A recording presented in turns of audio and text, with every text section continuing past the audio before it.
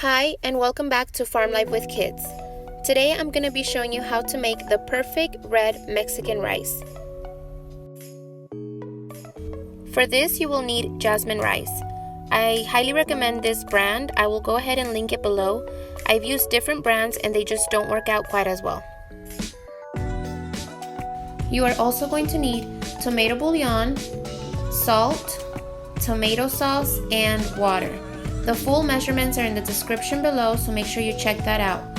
For the water, you do need 2.5 cups for every cup of rice. The amount of water is very important to achieve a fully cooked, non-sticky rice. The water must also be cold. Do not use warm or hot water. Trust me, you will see the difference. And last but not least is the oil. I use canola oil, but you can go ahead and use vegetable oil as well. And the mixed vegetables are optional. I like to add them for an authentic and classic Mexican rice. First, you will need a medium-sized pan over medium-high heat. Then you can go ahead and add your oil. I went ahead and measured out every single ingredient in this recipe down to the oil, just because I know how important it is to make sure that you get that perfect rice every time.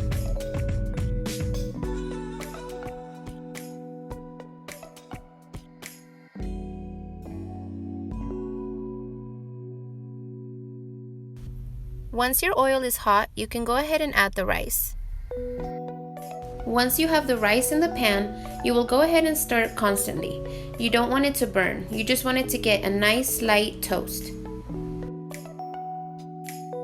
While I'm stirring, let me go ahead and tell you that before I got this recipe down, I used to mess up rice left and right. It would come out hard or sticky, or it would burn from the bottom. It was too salty, or it was under-seasoned. It was just a mess. So this recipe really helped me prepare perfect rice every time, and now the whole family enjoys it. Adding the right amount of oil really helps get rid of that stickiness that we sometimes get when cooking rice, and also the water.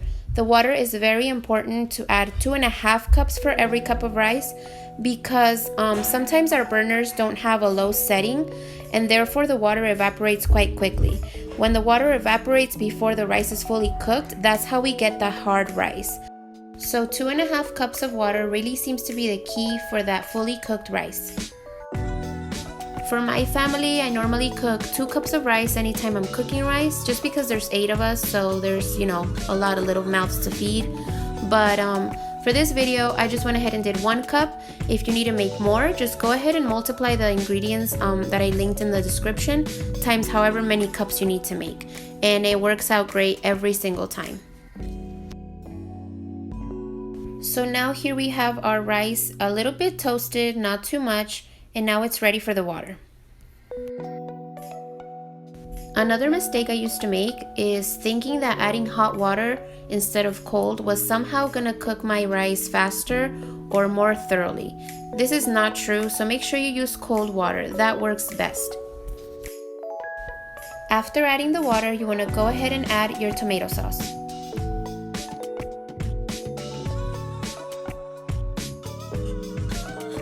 Next, you're gonna add your tomato bouillon.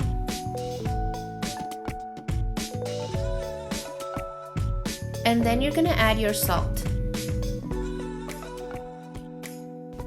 Next, you're gonna just want to stir it all up and make sure that it's evenly distributed.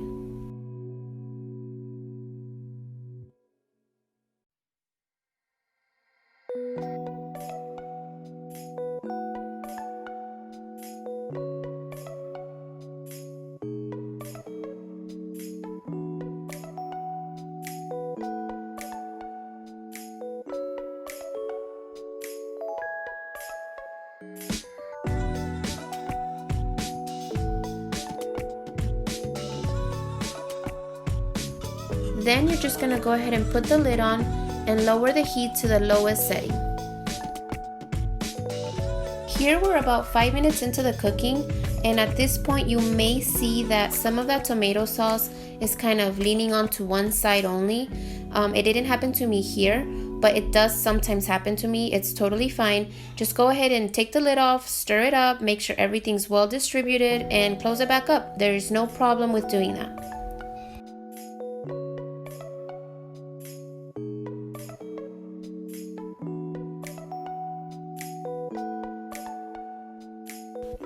After 15 to maybe 20 minutes at most, you will see that your rice is fully cooked.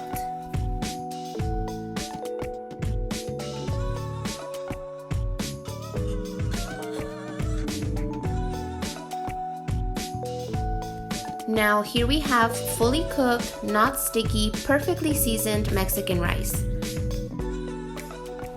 Here, if you plan to serve your rice as is, you can go ahead and let it sit for about 5 minutes to let it cool down, and you're good to go. You can serve it with your favorite meal and your family will definitely enjoy.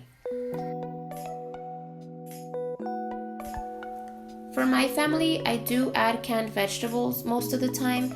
At the very end of the cooking process, I just go ahead and mix them all into the rice, put the lid back on, and just let them, warm up for maybe about a minute or two, and then you can go ahead and turn off the stove.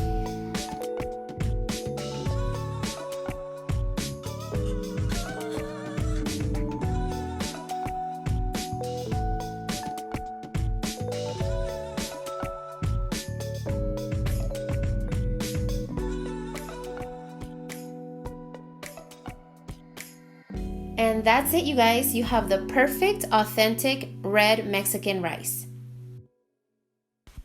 Of course, this rice is amazing with carne asada or even inside of burritos, for your breakfast in the morning with your eggs, anything like that. This is going to be your go-to recipe. Go ahead and give this recipe a try and let me know in the comments below how it turns out. Also, if you have any questions, go ahead and leave them in the comments and I'll reply to you as soon as I can.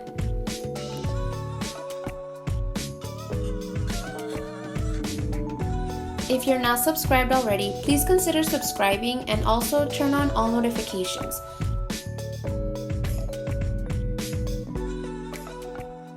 Spring is just around the corner, so we'll be heading back out to the garden real soon. Make sure you stay tuned and I will see you on the next video. Bye guys!